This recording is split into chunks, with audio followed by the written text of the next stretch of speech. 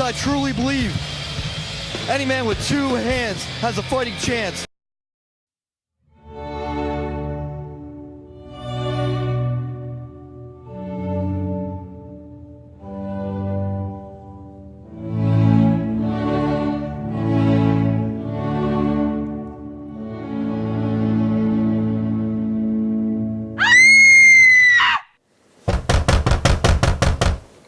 Come in.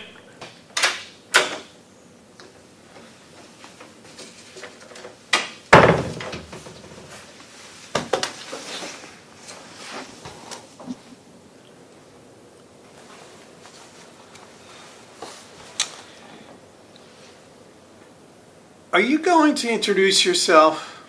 Fuck, I'm sorry, Easy. It's okay to say fuck. I'll probably say it numerous times during this whole interview. Yeah, thank you. I'm Chet Taro of the Illinois Inquirer. Nice to meet you, Chet. And I'm Dr. Dash Monsoon. It's an honor to meet, and thank you for the interview. There we go. This should all go swimmingly. Is there anything off limits? No. Put it all on record.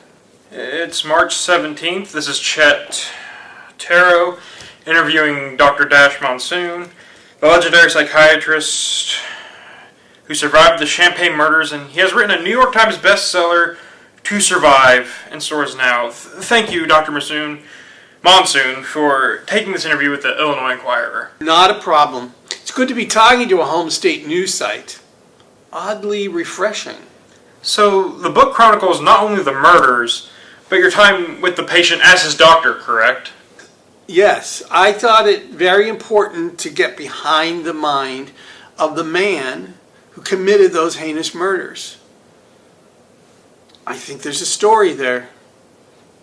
Not to give too much away, but can you tell us some of what that is? Of course, it's a nice sample. Basically, I was Hugh's doctor at the asylum since he was a teenager. And he went in for, clinical depression, as a clinical depression case.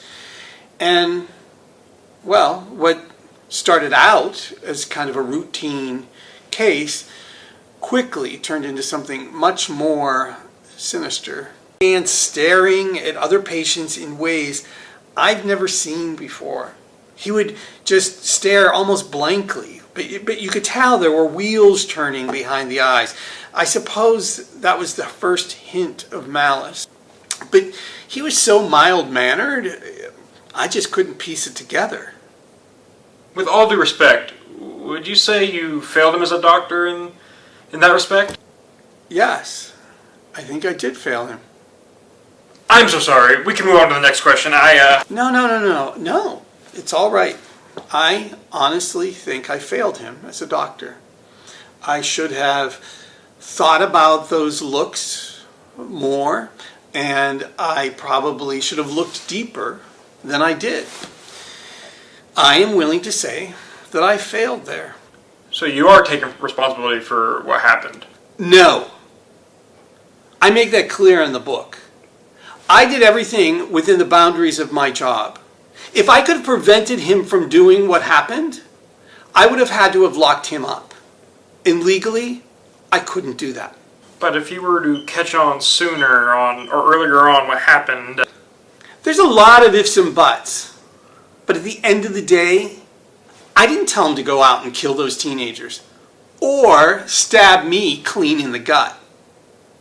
His only puppet master was himself. So it's no secret that this book is a bit controversial. No, Chet, you don't even have to tell me that.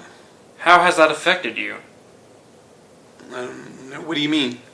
Well, I don't want to go into super detail of what occurred, but a couple weeks ago it was reported that you were confronted at a book signing by one of the parents of the deceased teenagers. Yes, that was unfortunate. Taking away the fact that he pulled a gun on you, some people have sided with him, saying that you're profiting off this horrific event. They'd be correct. They'd be correct? That's what I said. Let me break it down for you. It's pretty damn simple. I suffered a great deal from this situation as well. I got stabbed in the gut, and my head was bashed against the wall so much that I got head trauma. I could have died along with all those other people if the cops hadn't come in and gunned Hugh down. That is clearly understood. Not to mention, I went looking for him once I heard what was happening. I wanted to talk him down and to get him to give himself up to authorities. I put my life on the line. But nobody wants to talk about that. And that's okay. However, I suffered a great deal because of this. And don't I deserve to profit off of that? But is it bad taste to profit off such a horrific event like this? Bad taste? In 2017, America lives on bad taste. I think it would have been even worse taste if somebody who wasn't directly involved in this profited from it. And that was going to happen. Has any of the profit gone to the victims' families? No, not a single penny. Look, I give them my deepest and sincerest sympathy. However, I'm a victim here too. And if they want money, they can go write a book themselves or even hire a ghostwriter. As you can tell by my numbers, this is a profitable tale.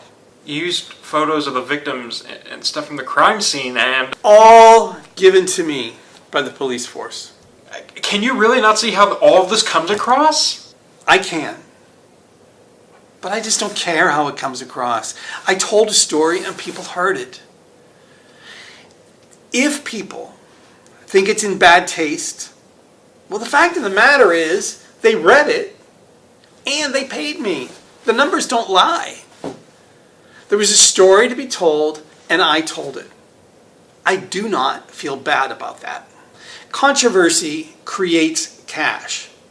And it is not like I am making things up. I am telling a story I unfortunately took part in. Simple as that. This next bit is off the record. I wasn't really expecting an ambush interview. But in many ways, I'm glad it was. Shh.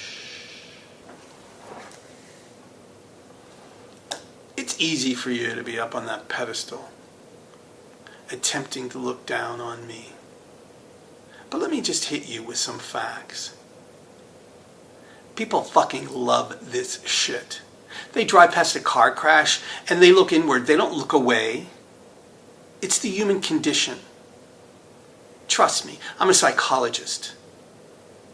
I know. I want you to print every bit of this interview. Why? Everything I said is going to add fuel to the controversy fire, which moves more eyes toward my book and makes my wallet fatter.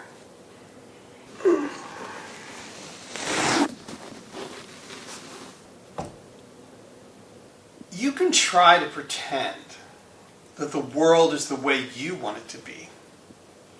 Fact is, this is going to be the most clicked on article for your site. Think about that. Nice to meet you.